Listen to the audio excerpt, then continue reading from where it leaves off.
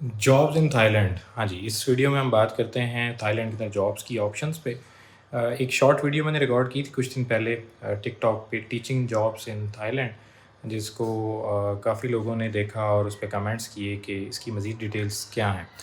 तो इस वीडियो में बात करते हैं कि थाईलैंड में जॉब्स की ऑप्शन टीचिंग के अलावा क्या-क्या हैं, कैसी अर्निंग है और आपने इन जॉब्स के लिए अप्लाई कैसे करना है। थाईलैंड से तकरीबन हम सब लोग वाकिफ़ तो हैं as a travel destination, vacation destination, chill party, ये सब तो मशहूर है थाईलैंड का। लेकिन इसके साथ-साथ पिछले कुछ टाइम से थाईलैंड के अंदर जॉब ऑप्शंस भी काफ़ी आई हैं और काफ़ी सारे लोग पाकिस्तान, इंडिया, एशिया से जॉब्स करने थाईलैंड गए हैं।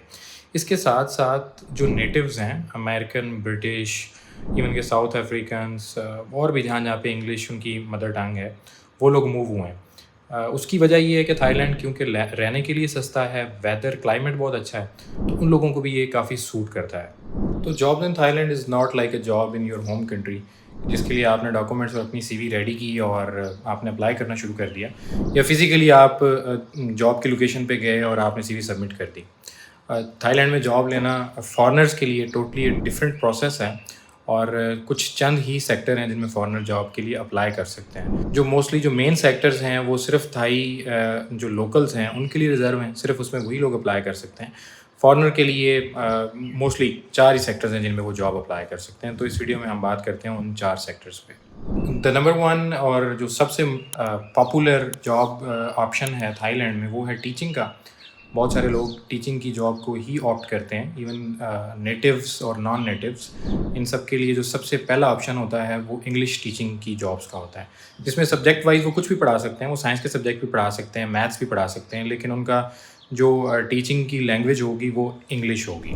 मेरे जितने जानने वाले थाईलैंड में जॉब्स के लिए हैं वो मोस्टली टीचिंग की ही जॉब्स कर रहे हैं और काफ़ी अच्छी अर्निंग कर रहे हैं, और उसके साथ साथ वो काफ़ी सेटिस्फाई हैं अपनी जॉब के साथ, क्योंकि टीचिंग की जॉब थाईलैंड में कोई हाईली रेगुलेटेड नहीं है। रेगुलेशन बड़े आसान हैं और रिक्वायरमेंट्स भी कोई इतनी हाई फाई नहीं है जैसी बाकी कंट्रीज़ में होती हैं। फॉरेनर अगर टीचर हो तो उसके लिए बहुत सारी डॉक्यूमेंटेशन चाहिए, क्वालिफिकेशंस चाहिए, एक्सटेंसिव सर्टिफिकेशंस चाहिए, लेकिन थाईलैंड में ऐसा नहीं है। थाईलैंड में टीचिंग की जॉब्स के लिए सिंपली आपको यूनिवर्सिटी की डिग्री चाहिए। सैलरी की बात करें तो सैलरी नॉन नेटिव के लिए 700 यूएसडी के इक्विवेलेंट स्टार्ट होती है और 1500 यूएसडी तक भी ये जा सकती है, यूएस डॉलर तक। प्लस ट्यूशन्स भी अलाउ हैं, प्राइवेट टीचिंग भी आप कर सकते हैं, होम ट्यूशन्स भी कर सकते हैं, स्टूडेंट्स कर रहे हैं। मतलब जो लोग हैं वो ऑलरेडी वो कर रहे हैं। जो रिसेंट एक्सपीरियंस मेरे एक फ्रेंड का रहा है जो टीचिंग जॉब पे थाईलैंड गया है, उसके मुताबिक बहुत अच्छा प्रोफेशन समझा जाता है। थाईलैंड के अंदर सैलरी भी मुनासिब है as compared to the other professions, और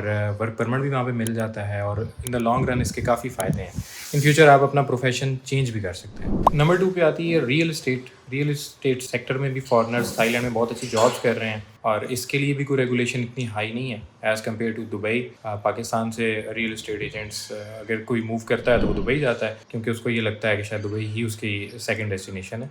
लेकिन ये जो साइट है थाईलैंड है या मलेशिया है, अगर हम थाईलैंड की सिर्फ बात कर रहे हैं, तो थाईलैंड में भी जो रियल एस्टेट एजेंट्स हैं वो बहुत अच्छा अर्न कर रहे हैं। जो उनका जो लीगली अलाउड उनको जो परसेंटेज है, जो शेयर है, जो कमीशन है, वो भी काफ़ी अच्छा है। बल्कि एक दोस्त जो वहाँ पे रियल एस्टेट में है वो बता रहे थे कि 3 to 4 फिगर्स तो नॉर्मल सी बात है, आप उसमें अर्न कर सकते हैं यूएसडी में। जो इंसेंटिव है आपका, अगर आप रियल एस्टेट को डील करते हैं और अगर आपको एक्सपीरियंस है, तो आप ये सेक्टर भी एक्सप्लोर कर सकते हैं थाईलैंड में। थर्ड नंबर पे आता है हॉस्पिटैलिटी सेक्टर। हॉस्पिटैलिटी सेक्टर में बहुत सारे फॉरेनर्स ही काम कर रहे हैं थाईलैंड के अंदर, क्योंकि डिफरेंट नेशनलिटीज़ की कुजीन चाहिए होती है टूरिस्ट को। तो बहुत सारे रशियन इवन के काम कर रहे हैं, बहुत सारे एशियंस हैं वो किचन्स के काम कर रहे हैं, बहुत सारे इंडियन पाकिस्तानी हैं वो भी हॉस्पिटैलिटी सेक्टर में मतलब तकरीबन तमाम लेवल्स पे थाईलैंड में काम कर रहे हैं। तो ये सेक्टर भी आप एक्सप्लोर कर सकते हैं, और जॉब साइट्स कहाँ पे आपने अप्लाई करना है वो मैं डिस्क्रिप्शन में दे दूँगा, आप देख लीजिएगा।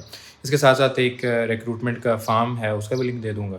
तो उस पे आप अपनी सीवी, अपने डॉक्यूमेंट सबमिट कर सकते हैं। रिक्रूटर जो टीचिंग रिक्रूटर्स हैं वो आपको खुद ही अप्रोच कर लेंगे अगर सीवी आपकी मैच करती हुई उनकी रिक्वायरमेंट के साथ। Fourth last but not least, working online. बहुत सारे डिजिटल नोमैड्स पिछले 2 से 3 साल में थाईलैंड में मूव हुए हैं, जो यहाँ पे काम कर रहे हैं अपनी अपनी कंपनीज़ के लिए, back in home countries, American companies के लिए, ब्रिटिश, यूरोपियन, किसी भी कंपनी के लिए काम कर रहे हैं। बल्कि एक मेरे जानने वाले वो NHS की कुछ मैनेजमेंट है, उसको वो ऑनलाइन देखते हैं और वो थाईलैंड में बैठे हों, क्योंकि उनकी लिविंग कास्ट यहाँ पे कम है एज़ कम्पेयर टू UK, तो वो काफ़ी पैसे अपने बचा लेते हैं और लिविंग स्टाइल उनके मुताबिक बहुत अच्छा है, चीज़ें चीप हैं। तो जो लोग ऑनलाइन काम कर रहे हैं किसी भी कंपनीज़ के लिए, उनके लिए भी ये बहुत अच्छा ऑप्शन है कि वो जो कुछ कर रहे हैं ऑनलाइन वो करते रहें, अपने रहने के लिए और रिमोट लोकेशन के लिए वो थाईलैंड मूव हो सकते हैं। तो 4 सेक्टर्स पे हमने बात की है, teaching, real estate, online job और उसके साथ साथ हॉस्पिटैलिटी। तो ये थाईलैंड में इनमें काफ़ी अच्छे ऑप्शंस हैं और पाकिस्तान से आप इनके लिए अप्लाई कर सकते हैं। वीज़ा भी थाईलैंड का लग जाता है, अभी तक तो लग रहा है, आने वाले टाइम का नहीं पता।